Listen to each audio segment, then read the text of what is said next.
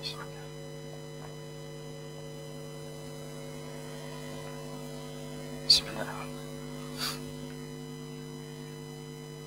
Assalamualaikum warahmatullahi wabarakatuh.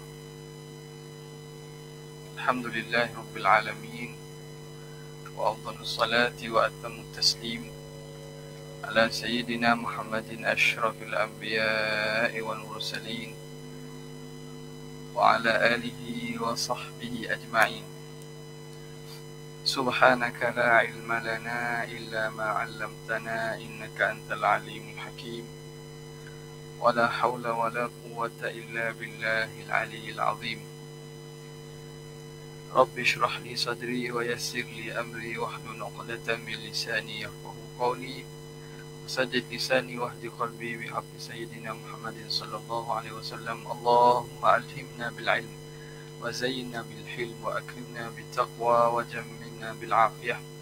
Allahumma akhrijna min dhulumatil wahm wa akrimna bi nuril fahm waftah alaina bi ma'rifatil ilmi wa hassin akhlaqana bil hilm waj'alna mimman yastami'una al-qawl fayattabi'una ahsana. Alhamdulillahi rabbil alamin. Alhamdulillah, syukur kita panjatkan kehadrat Allah Subhanahu wa taala yang memberi kepada kita taufik dan memberi kepada kita nikmat yang tidak putus-putus. Allah Subhanahu wa taala memberi kesempatan untuk kita berada pada pagi ini dalam majlis daripada majlis-majlis ilmu. Moga-moga Allah Subhanahu wa taala menjadikan kita di kalangan orang yang mendapat rahmat dan dipandang kita dengan pandangan rahmat dan belas kasihan. Kita menyambung lagi perbincangan dan juga huraian daripada berkaitan dengan akidah ini menggunakan kitab Al-Anwar Al-Bahiyah pada muka surat 48 lah. Betul. Dia segala sifat ke walaupun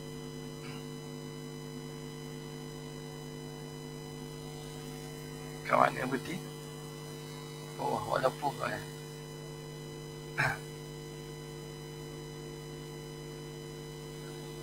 walaupun okay. Bismillahirrahmanirrahim. Pada muka yang ke-48 kata pengarang rahimahullah ta'ala, walaupun begitu, dengan rahmat dan kasih Allah Ta'ala, maka Allah tidak mentaklifkan, membebankan kepada kita untuk beriktikad dengan keseluruhan sifat-sifat kesempurnaan itu secara terperinci, kerana ianya tidak mampu dibilang, yakni tidak terhingga.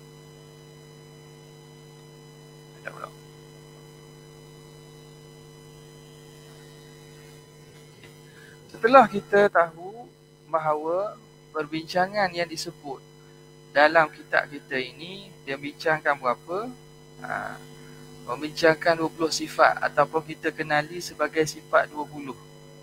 Kita kenali sebagai sifat 20.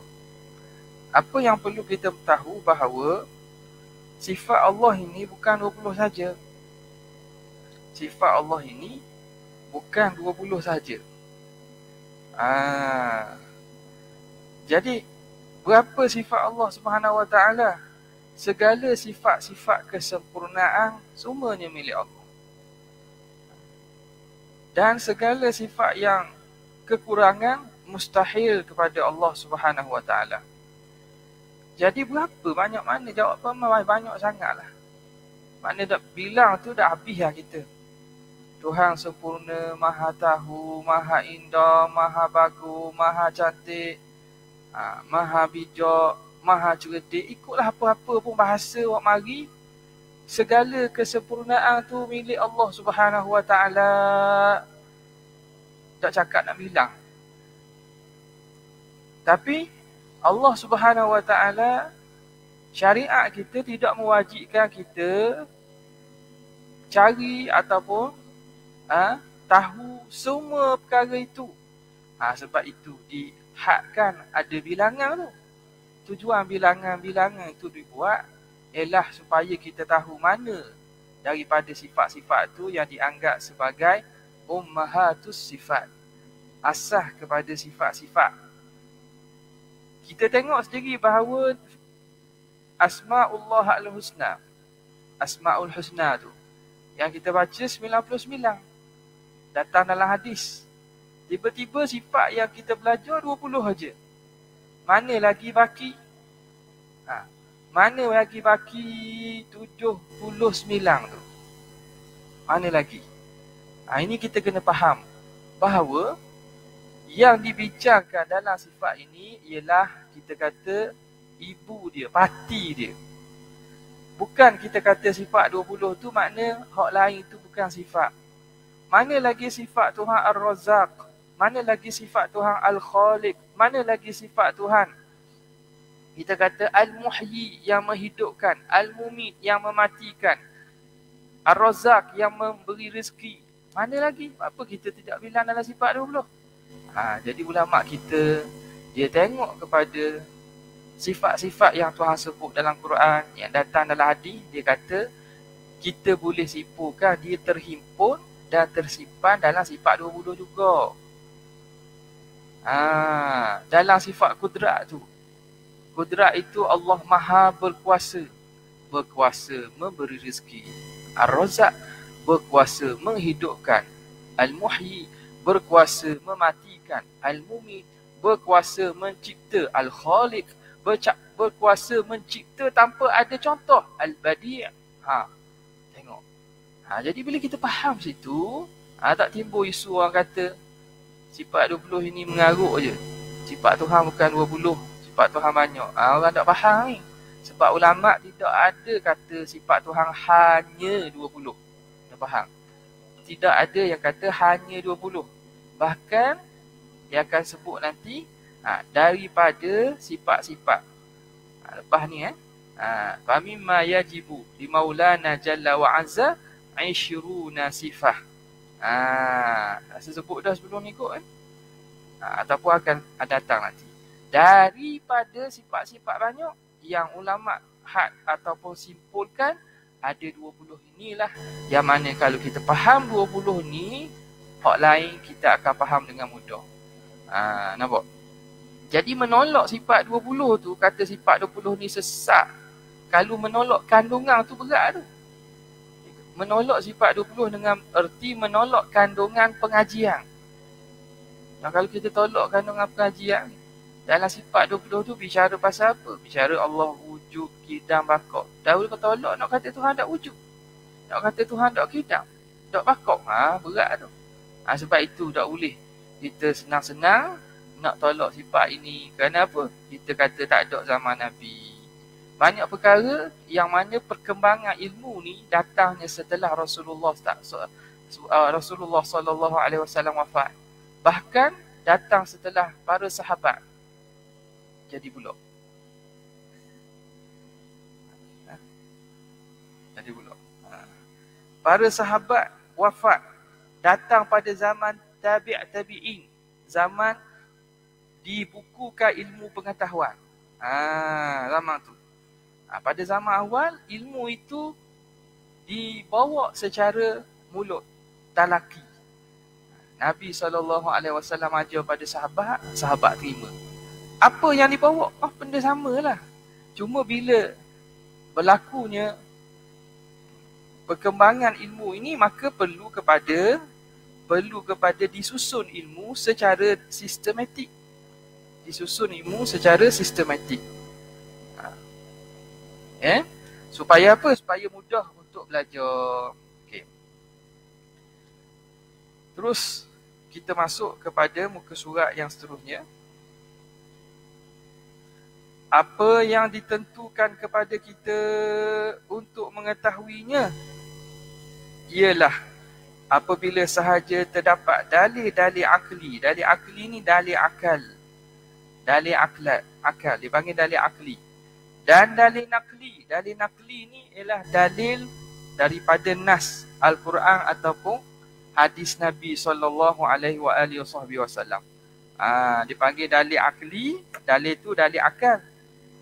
Dalil nakli, dalil naqal merujuk kepada apa? Merujuk kepada dalil daripada Al-Quran dan hadis. Ini dalil nakli. Apa yang ditentukan? Apabila sahaja terdapat dalil akli ataupun nakli yang menyuruh kita beriktikad kepada sesuatu secara khusus, seperti sifat-sifat 20 yang akan disebutkan nanti, maka kita ditaklifkan supaya beriktikad dengannya secara terperinci. Jadi pula buat apa? Belum ni tak ada benda. Bismillah. Balik.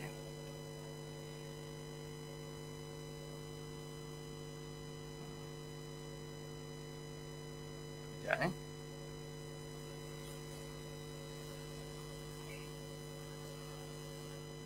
betul lah pusing ni.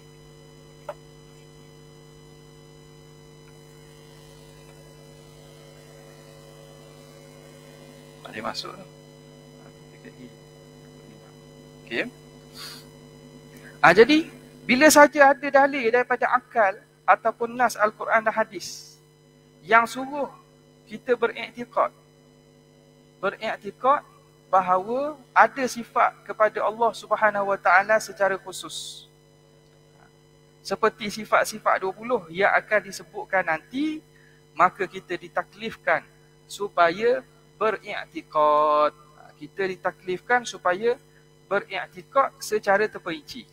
Ini dipanggil wajib secara tafsili. Wajib secara ijmali makna secara umum. Secara umum kita wajib iktikad segala-gala sifat kesempurnaan tu sifat Allah. Sifat kekurangan tu mustahil kepada Allah Subhanahu Wa Taala. Itu secara umum. Dipanggil secara ijmali. Secara tafsili, secara terperinci, berapa yang kita kena tahu dan kena faham ialah 20 sifat ni. 20 sifat ini. Okey. Manakala perkara yang tidak ditunjukkan oleh dalil untuk diiktikadkan secara khusus, bahkan hanya menunjukkan secara umum bahawa Allah Subhanahu Wa Taala bersifat dengan seluruh sifat-sifat kesempurnaan tanpa diterangkan sifat itu satu persatu, maka kita tidaklah ditaklifkan. Tidak dipertanggungjawabkan, tidak dibebankan, tidak diwajibkan untuk beriktikad dengannya secara terperinci. Makna kena tahu satu-satu ke tak? Secara umum, segala sifat kesempurnaan itu sifat Tuhan. Bahkan memadailah kita mengetahuinya seperti yang terdapat di dalam nas tanpa perincian. Oleh itu, maka kita wajib beriktikad bahawa Allah Subhanahu Wa Taala bersifat dengan seluruh sifat kesempurnaan yang tidak terhingga. Walaupun kita tidak mengetahui satu persatu daripada sifat-sifat itu secara khusus. Bila mana dalil-dalil menyebutkan bahawa Allah Maha Suci daripada beberapa sifat tertentu, seperti sifat 20 yang berlawanan dengan 20 sifat yang wajib tadi, maka kita ditaklifkan, kita diwajibkan, ditanggungjawabkan supaya beriktikad bahawa Allah Ta'ala Maha Suci daripada sifat tersebut secara terperinci. Jadi, belah wajibnya, wajib kita iktikad secara umum Tuhan mempunyai sifat-sifat yang maha sempurna. Secara khusus 20 sifat. Belah mustahil pula waktu kita nak nafi ni. Mustahil bagi Tuhan segala sifat-sifat kekurangan secara umum. Dan secara terperinci mustahil lawan 20 tadi. Itu yang ada 20 lawan 20 tu. Ni ada orang buat gurau pula. Dia kata mai benda. Sifat ni ada Tuhan tu ada, lawangnya tiada. Dia buat main, dia kata ada, lawang-lawang tak ada. Ada, itu apa punya Tuhan orang Islam itu? Itu Tuhan orang Islam tu, Tuhan orang Islam ada, lawang-lawang tak ada. Dia faham? Lawang-lawang, dia faham lawang. Dia bukan lawang maknanya bergaduh. Lawan tu maknanya lawan bagi sifat tu. Orang buat makura dia kata Tuhan ada, lawan-lawan tak ada, lemah. Okay? Jadi begitulah, lawan kepada sifat 20 itu wajib kita iktikadkan mustahil pada Allah Subhanahu wa taala. Bila mana dalil-dalil menyebut bahawa Allah Subhanahu wa taala maha suci daripada sifat-sifat kekurangan tanpa diperincikan, maka kita ditaklifkan untuk beriktikad dengannya secara umum. Sama. Oleh itu, kita wajib beriktikad bahawa di sana terdapat sifat-sifat kekurangan yang tidak ada penyudahnya, tiada kesudahannya. Maknanya tak ada hingga sifat kekurangan tu, di mana Allah Subhanahu Wa Taala maha suci daripada sifat-sifat tersebut. Macam mana sifat kekurangan ni tak ada hingga? Bila mana sifat kesempurnaan tiada hingga, lawan bagi sempurna itulah. Lawan bagi si kesempurnaan tu tak ada hingga juga lah. Jadi mustahil pada Tuhan sifat-sifat kekurangan yang tiada hingga. Sebagaimana yang telah lalu, maka begitulah juga yang dihukumkan pada hak para rasul dan para nabi alaihimus salatu wassalam. Tadi berkaitan dengan Allah Ta'ala, sifat wajib dan sifat mustahil. Masuk satu lagi yang harus. Nabi pun sama juga. Sifat yang wajib bagi Nabi, wajib kita iktikadkan. Sifat yang harus, sifat yang mustahil, wajib kita iktikadkan mustahilnya. Dan perkara yang harus bagi Nabi, maka kita wajib beriktikad dengan apa yang disebut oleh dalil-dalil, sama ada secara terperinci atau umum, mengenai apa yang wajib bagi diri mereka, apa yang mustahil atas mereka daripada sifat-sifat kekurangan, dan apa yang harus pada hak mereka. Perbincangan tentangnya akan sebut nantilah. Okay, habis.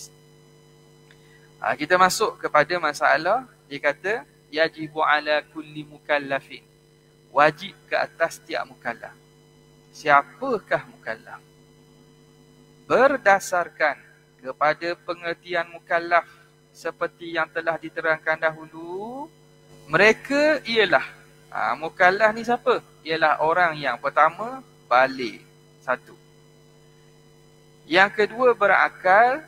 Yang ketiga sejahtera panca indera, yang dituntut melakukan sesuatu yang terdapat bebanan di mana mereka mempunyai kelayakan berfikir, serta telah sampai dakwah Rasul yang diutuskan kepada mereka. Ni kita pernah sebut dah dahulu. Kita terang balik. Siapa tu mukallaf? Mukallaf ialah asal daripada makna taklif. Taklif tu orang yang dibeban dengan hukum syarak, dengan taklif syarak. Bebanah hukum. Wajib semayang, wajib puasa, zakatnya dan seumpamanya. Itu mukallaf. Mukallaf ini, mereka yang ada ciri-ciri ni, sifat ni. Pertama, baligh. Baligh. Kanak-kanak bukan mukallaf. Dah, semayang dia tu, semayang wajib kepada ayah dan ibunya mengajar dan menyuruh dia semayang. Wajib kepada ayah dan ibunya, ajar dan suruh dia semayang. Pada apa? Alimu. Nabi SAW suruh bahawa ajar anak kamu sembahyang. Pada umur apa? Pada umur 7 tahun, wahum abna'u sab'in, wadribuhum 'alaiha wahum abna'u 'ashrin. Dan pukullah mereka bila umur 10 tahun. Wa farriqu bainahum fil madaji'i, dan alih tempat tidur. Umur 10 tahun, alih tempat tidur antara lelaki dengan puang, antara mak dengan anak orang lelaki ke dan seumpamanya, biar asingkan tempat tidur. Nampak? Jadi kanak-kanak tu sendiri selagi mana belum balik, dia tidak mukallaf. Tidak mukallaf. Pada perkara-perkara ibadat yang melibatkan ibadat apa? Ibadat badaniyah ni tak ada wajib lah. Kalau ibadat maliyah, ibadat bentuk harta, harta budak, dia ada wang simpanan dalam bank banyak, berjuta katakanlah. Bab harta wajib zakat. Wajib zakat. Sebab dia zakat ni pada mazhab kita diberatkan ke atas harta. Jadi pada mazhab Syafi'i, wajib wali yang menjaga anak tadi, ibu bapanya ke atau wali penjaganya, keluarkan zakat harta daripada duit anak. Maknanya kalau kita buat tabungan kepada anak kita, contohlah buat tabungan kepada anak kita atau kita pelihara anak orang, dia pula mak ayah dia pun kaya dulu kan. Kena perhatilah tahun-tahun ni, tengok cukup tak nisab. Cukup setahun, cukup haul, nisab dia cukup tak? Kalau cukup dan lebih, keluar zakat lah. Siapa yang wajib? Orang jaga anak tadi. Orang jaga anak. Anak-anak dia tak tahu. Nampak? Sebab dia berkait dengan harta. Pada di sisi mazhab kita, wajib keluar zakat bagi kanak-kanak. Okay. Jadi balir ni dia ada balir dengan tanda, ada balir dengan usia. Tanda balir tu banyaklah waktu kita belajar. Apa dia? Belajar dengan keluar apa nama ini? Keluarnya mani bagi lelaki dan perempuan, datangnya haid. Ada. Apa lagi? Mimpi dan seumpamanya. Jadi itu tanda yang zahir. Tanda yang zahir. Yang kedua, baligh dengan usia. Baligh dengan usia.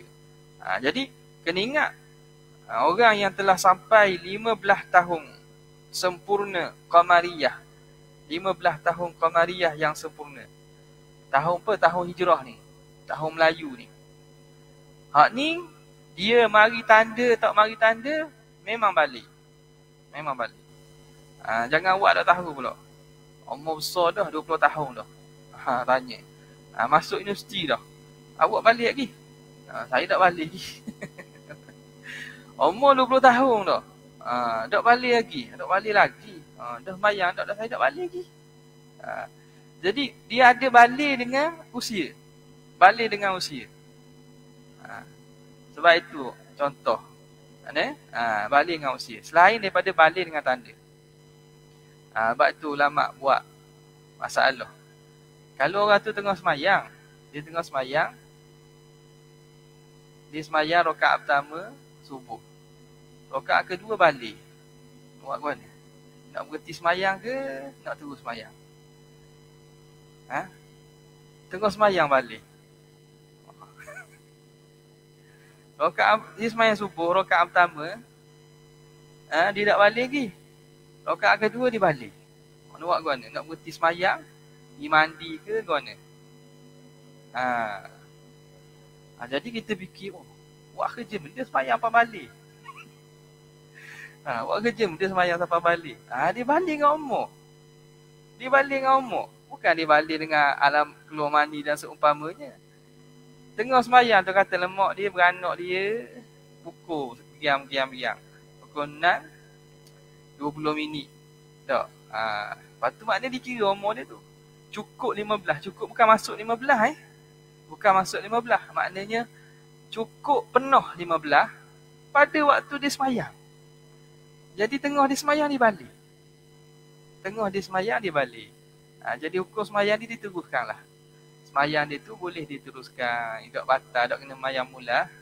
Tak kena semayang mula. Okey. Jadi balik dengan usia. Maka syarat pertama. Yang kedua berakal. Orang yang tak berakal bukan mukallaf. Timbul persoalan macam mana kalau setengah orang yang ada penyakit sindrom, Down ke ataupun autism dan seumpamanya kan. Ini kena tengok sebab kadang-kadang tahap penyakit sindrom sebegini, mereka ni ada tamyiz, kadang-kadang tak ada tamyiz. Tamyiz makna boleh yang kalau dok teruk lah. Kalau dok teruk, dia boleh reti. Dia boleh reti ni kalau mak dia, ayah dia larang dia, dia boleh faham, dia boleh reti. Ada setengah tu kadang-kadang bijak dalam setengah aspek-aspek lain. Cuma dia ada penyakit-penyakit tu pada keadaan tertentu.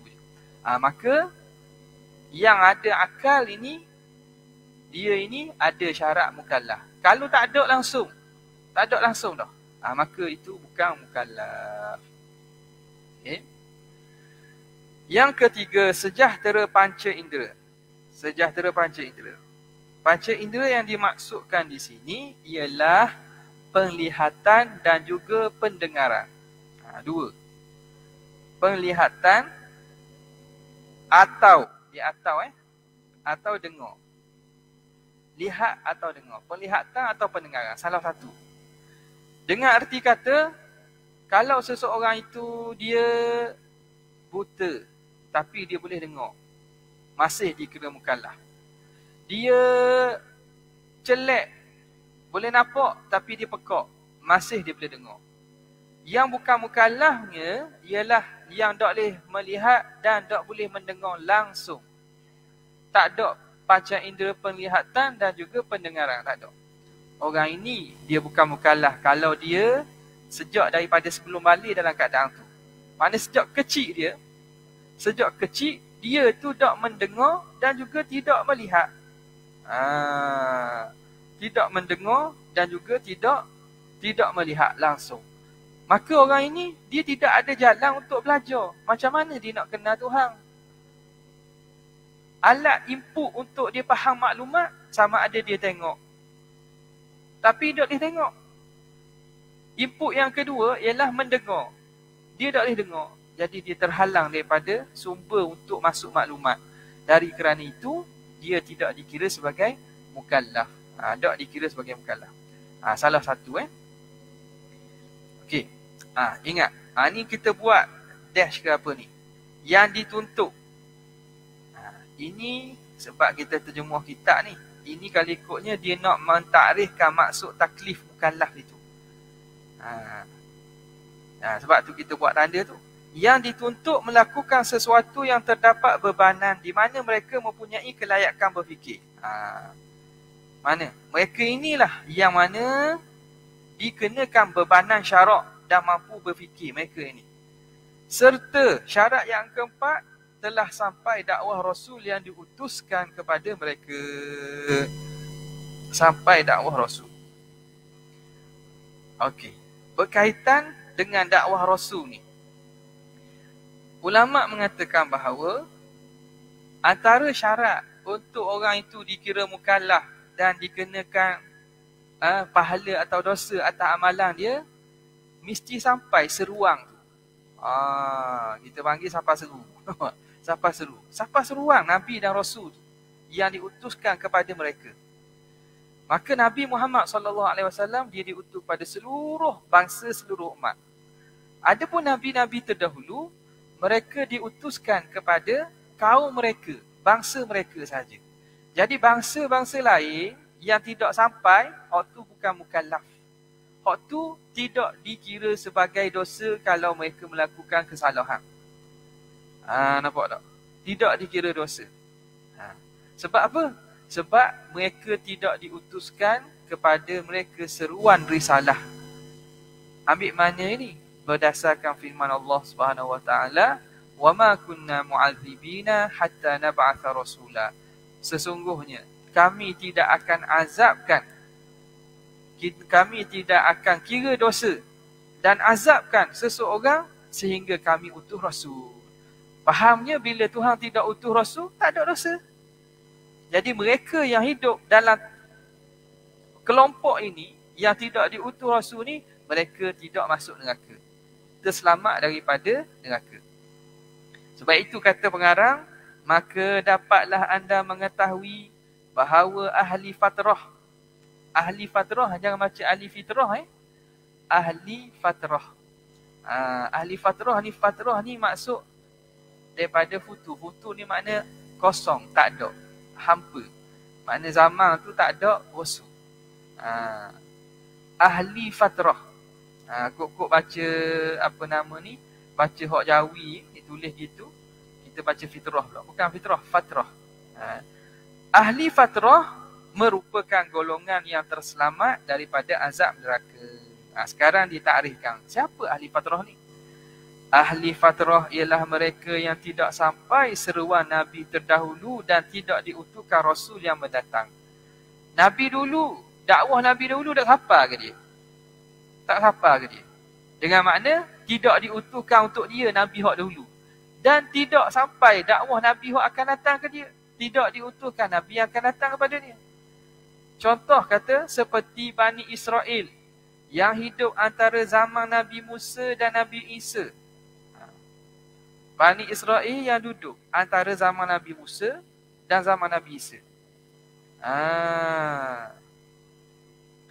Atau orang-orang Arab yang hidup antara zaman Nabi Ismail dan Nabi Muhammad sallallahu alaihi wasallam. Maka itu dikira ahlu fatrah. Contoh Bani Israel kan.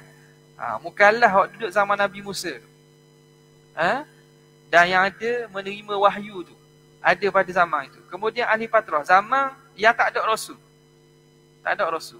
Kalau ada rasul dikiralah sebab panjang tu. Ada yang Tuhan utuhkan rasul untuk meneruskan syariat yang diturunkan pada Nabi Musa. Hak ni hak tak ada. Kemudian turun balik pada zaman Nabi Isa. Pada zaman Nabi Isa AS. Ini contoh lah ni. Contoh. Ataupun yang jelasnya pada umat Arab. Jadi antara zaman Nabi Ismail dan Nabi Muhammad tidak ada rasul. Pada ketika itu tak ada diutuhkan rasul. Maka orang yang duduk dalam tempoh itu, maka mereka dikira sebagai ahli fatrah. Dikira sebagai ahli fatrah. Dikira sebagai ahli fatrah kerana tidak diutuskan rasul kepada mereka. Faham daripada sini, kita tahu bahawa ayah, ibu, datuk dan keturunan Nabi SAW ini, mereka itu ahlul fatrah.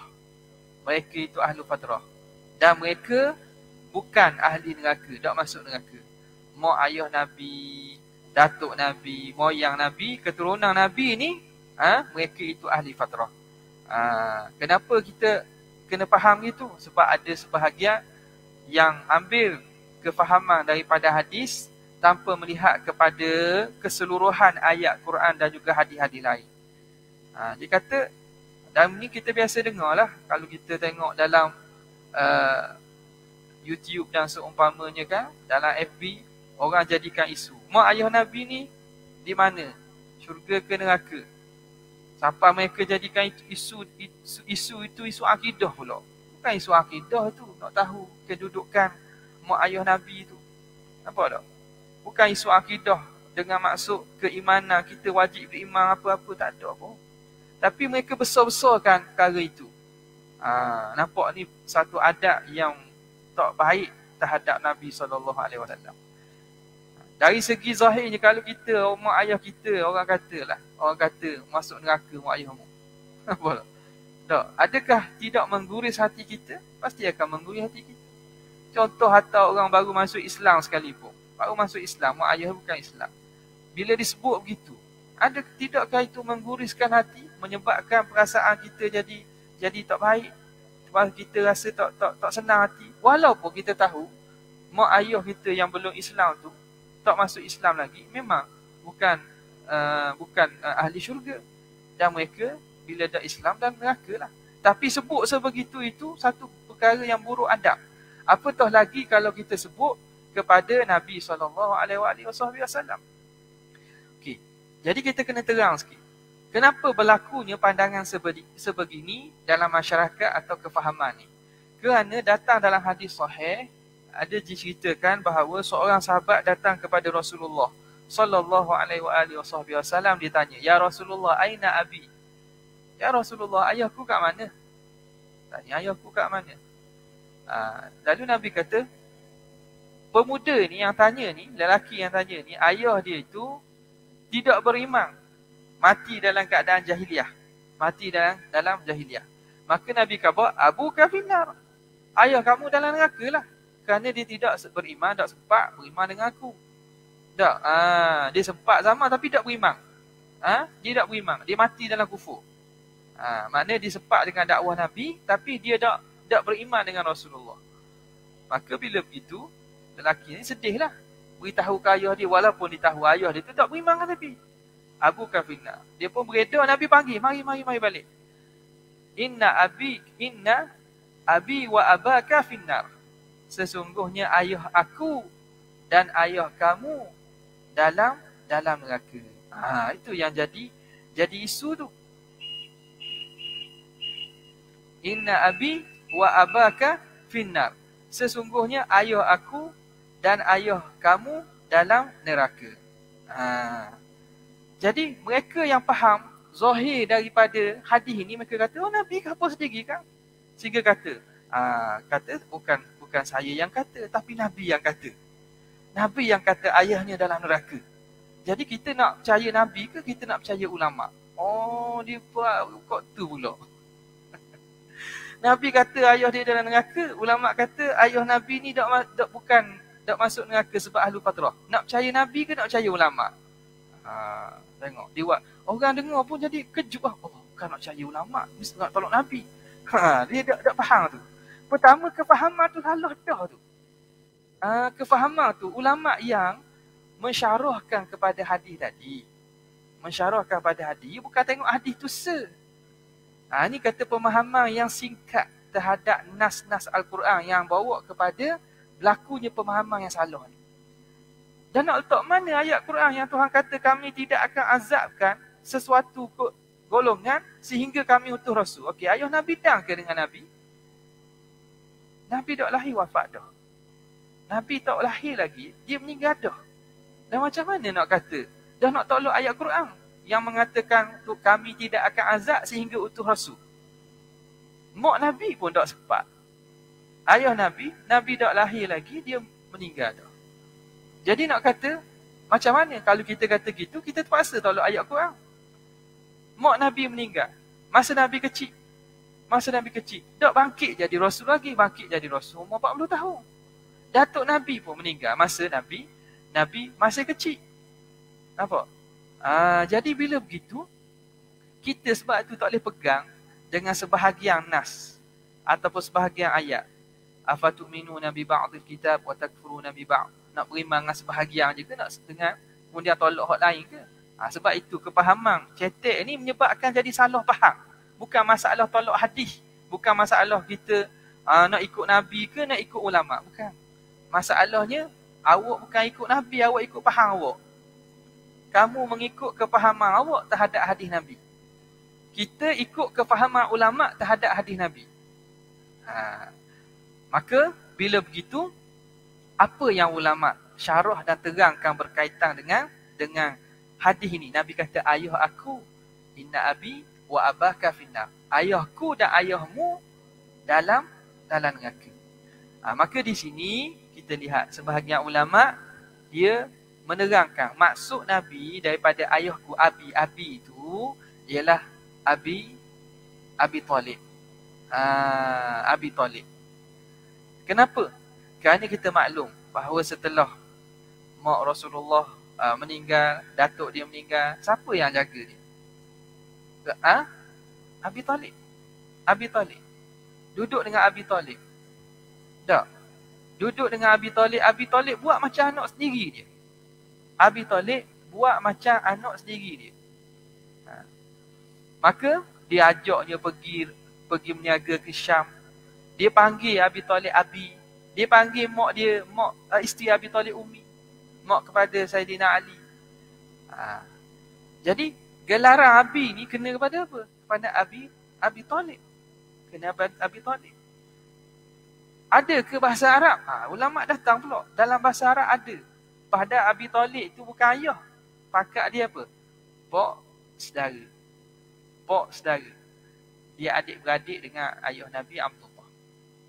Dalam Quran Allah Ta'ala sebut mana? Am kuntum syuhada'a idh hadara Ya'qub al-maut.